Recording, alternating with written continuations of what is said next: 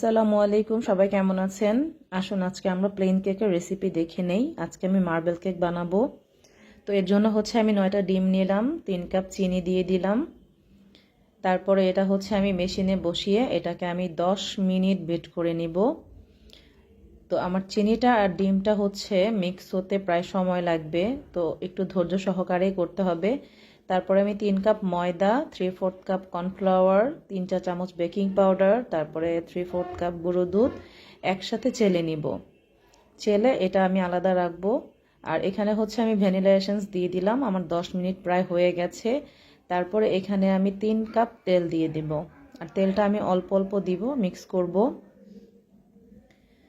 তো তেলটা যখন আমার ভালোভাবে মিক্স হয়ে যাবে, তখন আমার চেলে নেওয়া যে ময়দাগুলো এখানে আমি অল্প অল্প করে মিক্স করে নিব। কারণ এখানে যদি আমি একসাথে সবগুলো ময়দা দিয়ে দিই, এটা দলা পেকে যাবে, তখন ব্যাটারটা সুন্দর হবে না, আর আমার কেকটাও সুন্দর করে ফুলবে না। তো অবশ্যই সবগুলো কাজ আমাদের একটু নিয়ম বুঝেই করতে হবে। আর আমি এভাবে দেখাচ্ছি যাতে সবাই সুন্দর করে ঘরে এটা তৈরি করতে পারে। তো এখানে আমি অল্প অল্প করে ময়দাটা মিক্স করে নিব। আর এটা আমি যেহেতু মার্বেল কেক বানাবো, তাই আমি আলাদা করে পরে আমি একটু কোকো পাউডারটা মিক্স করে নিব। তো আমি খুব সহজ করে দেখাচ্ছি, আর রেসিপিটাও আমি বলে দিব যাতে সবাই ঘরে এটা তৈরি করতে পারেন। অনেকেই পারে আমি জানি, যারা পারে না তাদের জন্য সুবিধা হবে। তো এই যে আমি ঘুরিয়ে ঘুরিয়ে এটা ভালো করে মিক্স করে নিলাম। তারপরে আমি কিছু চকলেটের পাউডার দিয়ে এটা আমি আলাদা করে চকলেটের এটা দিয়ে নিলাম। তারপরে এভাবে সাদা অংশ দিয়ে দিব, আর চকলেটের মিক্সটা দিয়ে দিব।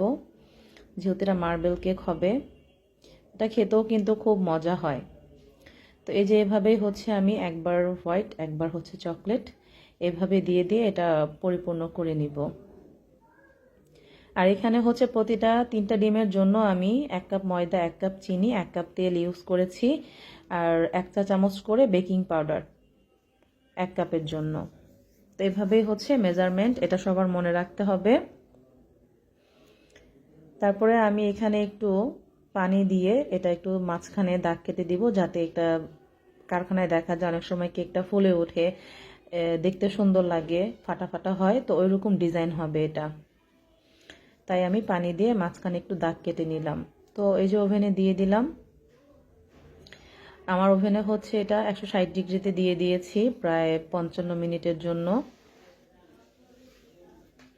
তো 55 মিনিট পর আমি ফিরে আসব। এই যে আমার কেকটা প্রায় হয়ে আসছে, আর 10 মিনিট রাখবো। 10 মিনিট পর আমি এটাকে বের করে ফেলবো। যখন আমার কেকটা ঠান্ডা হয়ে যাবে, তখন আমি কেটে দেখাবো। এই যে আমার কেকটা আমি কেটে দেখাচ্ছি। এটা 12টা পিস হবে। এই যে আমি কেটে নিলাম। এটা কিন্তু বানিয়ে যখন খাবেন তখন বুঝতে পারবেন এটা টেস্ট কতটা মজা।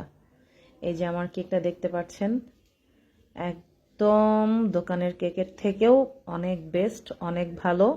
তো অবশ্যই ঘরে এটা ট্রাই করে দেখবেন, কেমন হয়েছে আমাকে অবশ্যই জানাবেন। সবাইকে অনেক অনেক ধন্যবাদ আমার ভিডিওটি দেখার জন্য।